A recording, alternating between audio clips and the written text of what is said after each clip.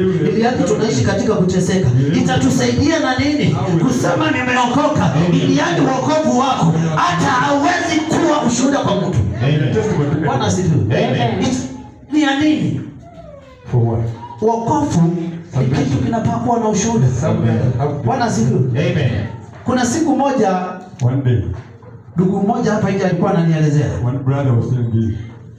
Alikuwa anaitwa ndugu Moses, hayuko leo.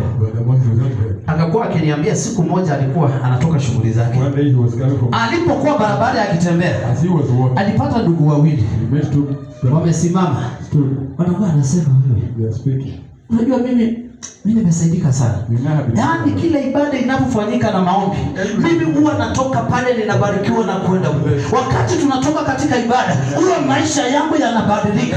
Ule mzee aliposimama akasikiza, akakaribia akawauliza, jamani, mbona mimi hata hamjaitaka kunionyesha mahali pale ambao mtu akiingia tu roho yake inabadilishwa, maisha yake yanabadilishwa, maisha yake kunabadilika. Maana ni ushuhuda, wokovu ni ushuhuda, wokovu sio kusema. Amen. Bwana asifiwe.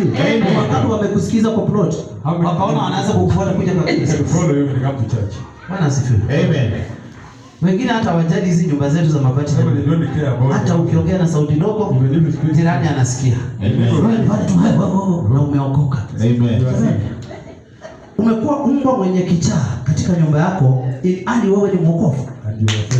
Bwana asifiwe. Amen. Hiyo kitu ilinifurahisha.